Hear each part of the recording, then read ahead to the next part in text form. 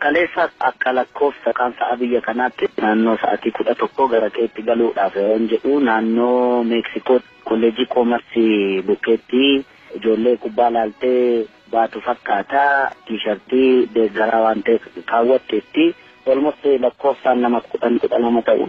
Bakkaan konkolaataa dhaabee nama dubbisaa jirutti dhufanii afaan Amaaraatiin natti dhiphoodha ati zaranyaadha jedhanii wantoota garaagaraa natti bu'anii waan milee kiyya irratti hintinii ta'u an ofirraa dhoowwuudhaaf laallaanis xiqqoo narratti waan hin taane yaaluu barbaadani.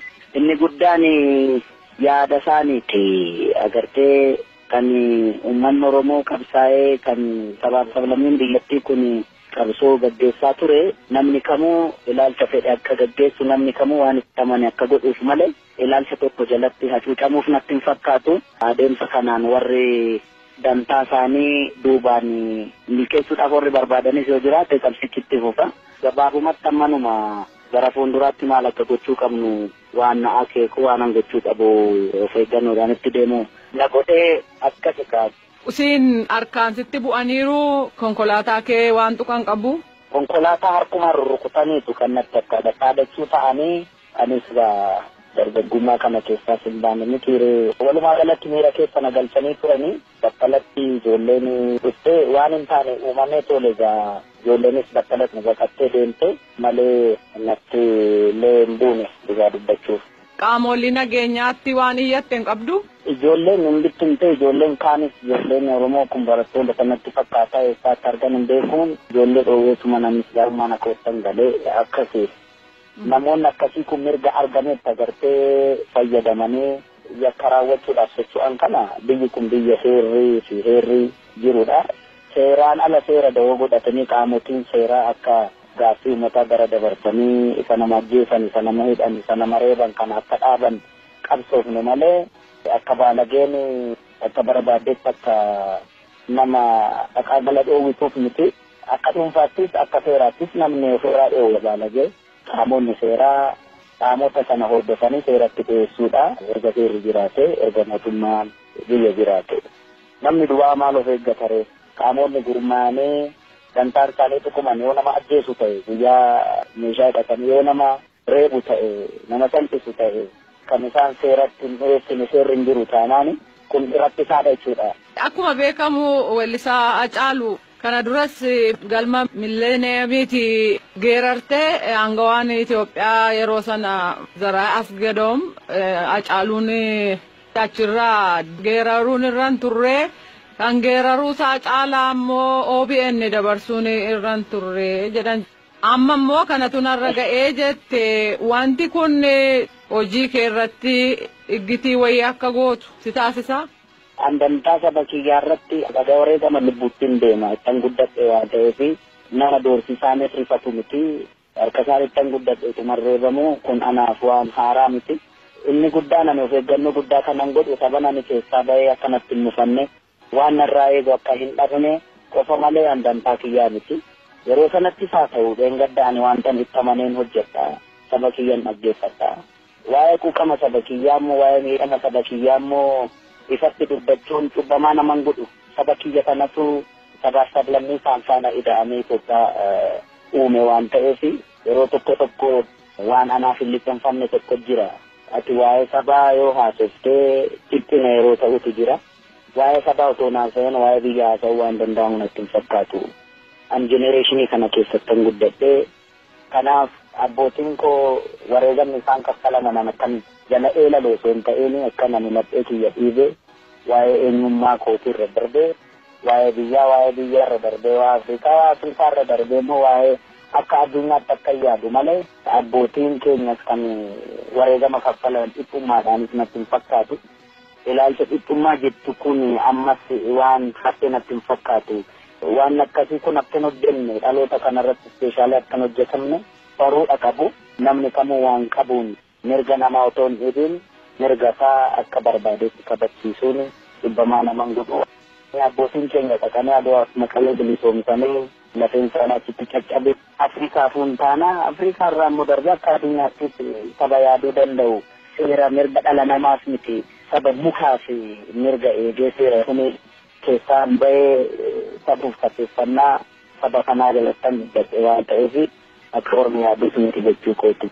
Marsariitii hawaasaa irratti kan maxxansamee jiru haalichi waa'ee Eertiraadhaaf Itoophiyaa ta'eetu jiru isa kana irratti weellisuunsaa sirrii mitii jedhanii qeequ ati maal jettu? Kan dimbilaala daakuu isa boqqolloo daakuuf hin beeku jedhe Oromooni.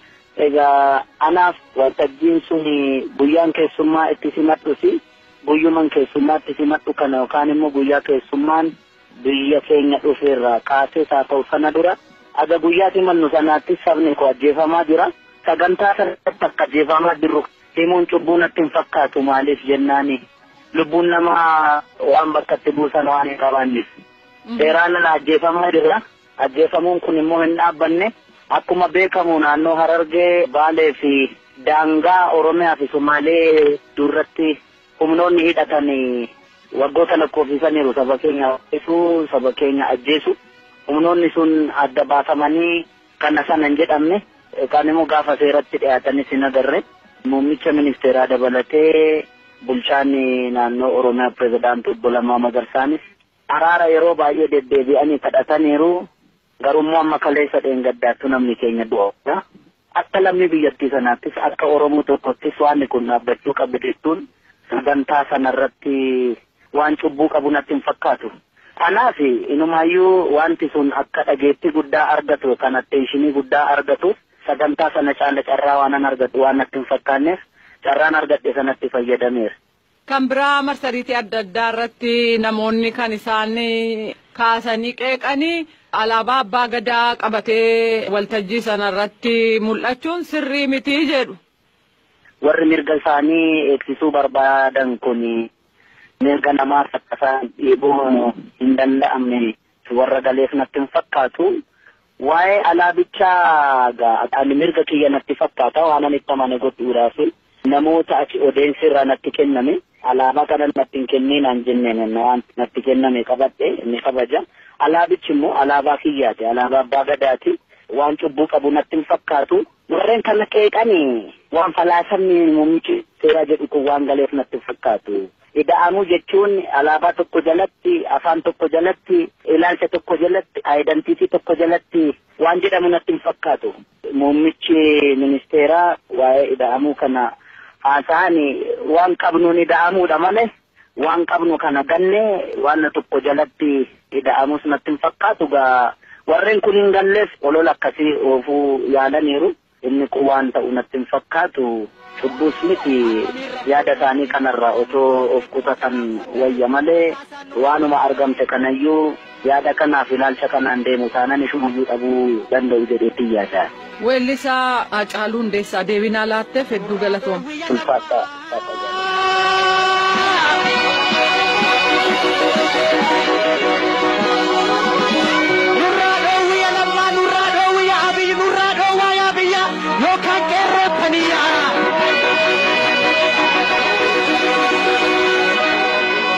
Qophiin tentarratanuma nagaa keessi nu bula sagantaa afaan Amaaraatti taana agasitti sirba Haacaaluu kan caqasaa jenna biroo walitti dachaa sora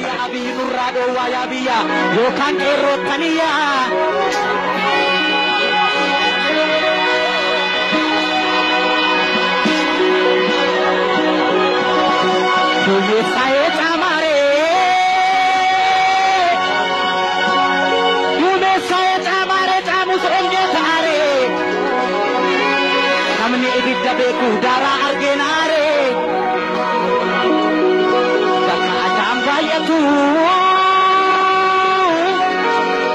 baka adam bayatu baka kortoran fraka Allah tif sare male kambira mal tudaka gandhi era nafe kam fundura kotamu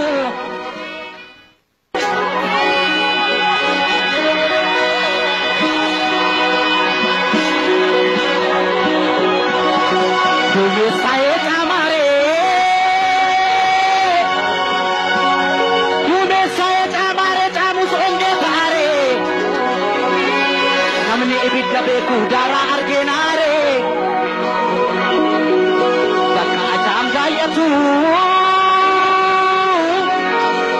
baka adam bayatu baka kortoran fraka Allah tif sare male kambira mal tudaka gandhi kan fuuldura tootamu.